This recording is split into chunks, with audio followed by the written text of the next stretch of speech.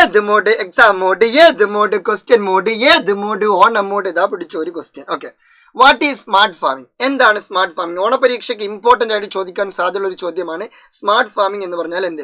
അപ്പോൾ നിങ്ങൾക്ക് ഓൾറെഡി അറിയാം, ഫാമിംഗ് എന്ന് പറഞ്ഞാൽ നിങ്ങൾക്ക് ഓൾറെഡി അറിയാം, കൃഷി എന്ന് പറയുന്ന ഒരു പരിപാടിയാണ് ഫാമിംഗ്. ഓക്കെ, എന്നാൽ സ്മാർട്ട് ഫാമിംഗ് എന്ന് പറഞ്ഞു കഴിഞ്ഞാൽ നമ്മുടെ മോഡേൺ ടെക്നോളജികളുണ്ട്, ഒരുപാട് പുതിയ പുതിയ സാങ്കേതിക വിദ്യകളുണ്ട്, നൂതന സാങ്കേതിക വിദ്യകൾ, AI പോലത്തെ ഒരുപാട് സാങ്കേതിക വിദ്യകൾ നിലവിലുണ്ട്. അത്തരത്തിലുള്ള മോഡേൺ ടെക്നോളജികൾ കൃഷിയിൽ ഫലപ്രദമായി ഉപയോഗപ്പെടുത്തുന്നതിനെ വിളിക്കുന്ന പേരാണെന്ത്? Smart farming. അപ്പോൾ എന്താ സ്മാർട്ട് ഫാമിംഗ് എന്ന് ചോദിച്ചാൽ, smart farming is the effective utilisation of modern technology in agriculture. അഗ്രികൾച്ചറിൽ, കൃഷിയിൽ ആധുനിക സാങ്കേതിക വിദ്യകൾ ഫലപ്രദമായി പ്രയോജനപ്പെടുത്തുന്നതാണെന്ത്? Smart farming. 1 2 മാർക്കിന് ചോദിക്കാം. 1 മാർക്കിനാണ് പൊതുവെ ചോദിക്കുക, 2 മാർക്കിന് ചോദിച്ചാൽ ലാഭം. Okay, yes. അങ്ങനെയെങ്കിൽ ഈ ഭാഗത്ത് നിന്ന് വരുന്ന അടുത്ത ഇമ്പോർട്ടൻറ്റ് ചോദ്യമാണെന്ത്? കാർഷികോൽപ്പന്ന വിപണനത്തിൽ ഓൺലൈൻ മാർക്കറ്റിംഗിന്റെ പ്രാധാന്യം എന്ത്? What is the importance of online marketing? Not marketing അല്ല, ഓൺലൈൻ മാർക്കറ്റിംഗ് ഇൻ അഗ്രികൾച്ചറിൽ അല്ലെങ്കിൽ കൃഷിയിൽ, അഗ്രികൾച്ചറൽ പ്രൊഡക്റ്റ് മാർക്കറ്റിങ്ങിലൊക്കെ ഓൺലൈൻ മാർക്കറ്റിംഗിന്റെ ഇമ്പോർട്ടൻസ് എന്ത് എന്നുള്ളതാണ്. നമ്മൾ വെറുതെ കൃഷി ചെയ്താൽ മാത്രം പോരാ. കൃഷി ചെയ്ത് കഴിഞ്ഞിട്ട് നമ്മൾക്ക് കിട്ടുന്ന വിളകൾ, ഇപ്പം നമ്മളൊരു വത്തക്ക കൃഷി, തണ്ണിമത്തൻ കൃഷിയാണ് കൃഷി ചെയ്യുന്നതെങ്കിൽ നമുക്ക് ഇഷ്ടംപോലെ തണ്ണിമത്തൻ കിട്ടും. പപ്പായാണ് കൃഷി ചെയ്യുന്നതെങ്കിൽ ഇഷ്ടംപോലെ പപ്പായ കിട്ടും. എന്നിട്ട് അതെന്ത് ചെയ്യണം? എല്ലാ മാർക്കറ്റിലേക്ക് എത്തണം. ആഗോള തരത്തിലുള്ള എല്ലാ മാർക്കറ്റിലേക്കും എല്ലായിടത്തേക്കും ആ സാധനം എത്തിക്കണം. അപ്പോൾ നമ്മൾ എന്ത് ചെയ്യണം? ഓൺലൈനായിട്ട് മാർക്കറ്റ് ചെയ്യേണ്ടതുണ്ടോ? അതിൻ്റെ ഇമ്പോർട്ടൻസ് എന്ത്? അങ്ങനെ ചെയ്താൽ എന്താ ബെനിഫിറ്റ്? ഇനിയിപ്പോൾ ചെയ്തില്ലെങ്കിൽ എന്താ കുഴപ്പം? അതാണ് ചോദ്യം. ഓക്കെ, അത് മേ ബി 2 മാർക്കിനായിരിക്കും ചോദിക്കാം, മിക്കവാറും 2 മാർക്കിനായിരിക്കും ആ ഒരു ക്വസ്റ്റ്യൻ വരിക. അപ്പോൾ അതെങ്ങനെ ആൻസർ ചെയ്യുമെന്ന് ചോദിച്ചാൽ ടെക്സ്റ്റ് ബുക്കിൽ അതിൻ്റെ കൃത്യമായുള്ള ആൻസർ കൊടുത്തിട്ടുണ്ട്.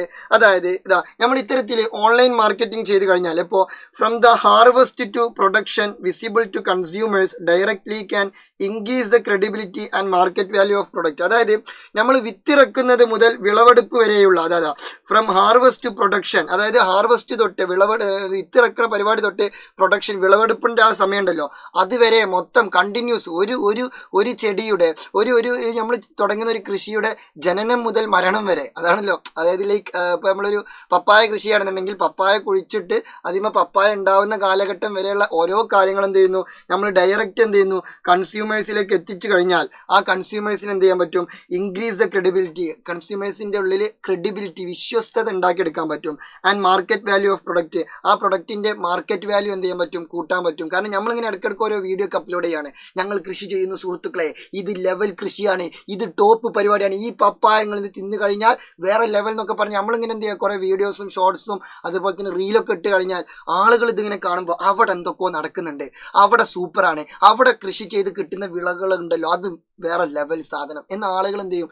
ഇൻബോണായിട്ട് വിശ്വസിക്കും. അങ്ങനെ അതിൻ്റെ മാർക്കറ്റ് വാല്യൂ കൂടും. അതാണ് വിത്തിറക്കുന്നത് മുതൽ വിളവെടുപ്പ് വരെയുള്ള കാര്യങ്ങൾ ഉപഭോക്താക്കൾക്ക് നേരിൽ കാണാനുള്ള സംവിധാനം ഒരുക്കിയാൽ ഉൽപ്പന്നങ്ങളുടെ വിശ്വാസ്യതയും വിപണി മൂല്യവും വർദ്ധിപ്പിക്കാൻ പറ്റും. അതാണ് ഓൺലൈൻ മാർക്കറ്റിങ്ങിൻ്റെ ഒരു മെച്ചം. Making the process from harvest to production visible to consumers directly can increase the credibility കൂട്ടാൻ പറ്റും. ആൻഡ് മാർക്കറ്റ് വാല്യൂ ഓഫ് പ്രൊഡക്റ്റിൻ്റെ മാർക്കറ്റ് വാല്യൂ കൂട്ടാൻ പറ്റും. ഇത് നിങ്ങളൊരു ലാംഗ്വേജിൽ എഴുതി കൊടുത്താൽ മതി. ഓക്കെ, അത് വേണമെങ്കിൽ എന്ത് ചെയ്യാം? ഈ ഒരു സംഭവം നമുക്ക് അച്ചീവ് ചെയ്യാം through sensors, drones and AI ക്യാമറകൾ വെച്ചിട്ട്, ഡ്രോണുകളൊക്കെ വെച്ചിട്ട് നല്ല അടിപൊളി വിഷ്വൽസ് ഒക്കെ സെറ്റ് ചെയ്തിട്ട് എന്ത് ചെയ്യുക? അതൊക്കെ റീലായിട്ടൊക്കെ പോസ്റ്റ് ചെയ്യുക, ഫേസ്ബുക്കിലൊക്കെ പോസ്റ്റ് ചെയ്യുക, ഇൻസ്റ്റഗ്രാമിൽ സ്റ്റോറി ഒക്കെ കയറ്റുക. അപ്പോൾ ആൾക്കാർ വിചാരിക്കും അവിടെ സൂപ്പർ, അവിടെ വേറെ ലെവൽ. കിടക്കട്ടെ, അങ്ങനെ തന്നെ പരിപാടി. ഓക്കെ, എന്നാൽ ഇനി രണ്ടാമത് വേറെ എങ്ങനെയൊക്കെ ഇത് ഓൺലൈൻ മാർക്കറ്റിങ്ങിൻ്റെ ഇമ്പോർട്ടൻസ് എന്ന് ചോദിച്ചാൽ it's also possible to deliver the products directly consumers worldwide. കൺസ്യൂമേഴ്സിനെ വേൾഡ് വൈഡ്, ആഗോളതലത്തിൽ ഉൽപ്പന്നങ്ങളുടെ ലോകമെമ്പാടുമുള്ള ഒരു ശ്രദ്ധ എന്ത് ചെയ്യും? ലോകമെമ്പാടുമുള്ള ആളുകളിലേക്ക് എത്തിക്കാൻ സാധിക്കും.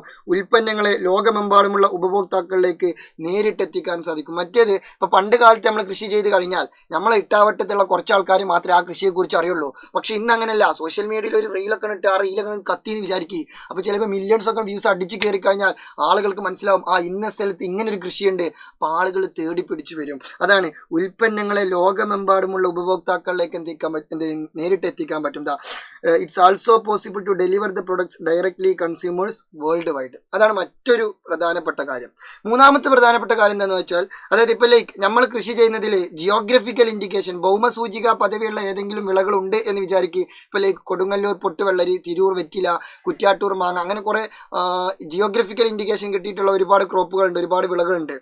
അത്തരത്തിലുള്ള വിളകളൊക്കെ നമ്മൾ കൃഷി ചെയ്യുന്നുണ്ടെങ്കിൽ, അങ്ങനെ ഉണ്ടെന്നുണ്ടെങ്കിൽ അതിൻ്റെ ഗ്ലോബൽ മാർക്കറ്റിങ്ങിൻ്റെ പൊട്ടൻഷ്യൽ നമുക്ക് എന്ത് ചെയ്യാൻ പറ്റും, ഇൻക്രീസ് ചെയ്യാൻ പറ്റും. Increase the global marketing potential of products with geographical indication tag, GI tag.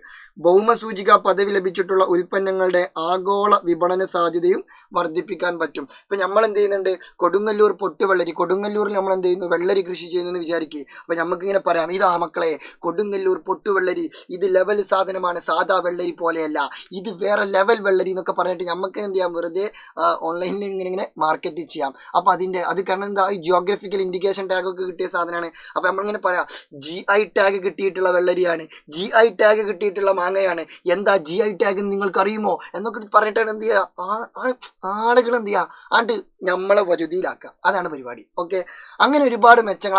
അപ്പോൾ അങ്ങനെ ചെയ്ത് കഴിഞ്ഞാൽ എന്തെന്ന് ചോദിച്ചാൽ, ഇത്തരത്തിലുള്ള ഇതിന്റെ പ്രൊഡക്റ്റ് വാല്യൂ എന്ത് ചെയ്യും, increase the global marketing potential. അതിൽ ഗ്ലോബൽ മാർക്കറ്റിംഗിൽ അതിൻ്റെ ഒരു പൊട്ടൻഷ്യൽ എന്ത് ചെയ്യും, ഇൻക്രീസ് ചെയ്യും, അതിൻ്റെ വാല്യൂ കൂടും, അതിന് നല്ല എമൗണ്ട് കിട്ടും, നല്ല പൈസ കിട്ടും. ഓക്കെ, പിന്നെ ക്രെഡിബിലിറ്റി കൂടും, അങ്ങനെ കുറേ മെച്ചങ്ങളുണ്ട്. ഓക്കെ, അപ്പോൾ ഇത്തരത്തിൽ ഓൺലൈൻ മാർക്കറ്റിംഗ് ഒരു ഭയങ്കര അടിപൊളി സംഭവമാണ് എന്ന് മനസ്സിലാക്കുക.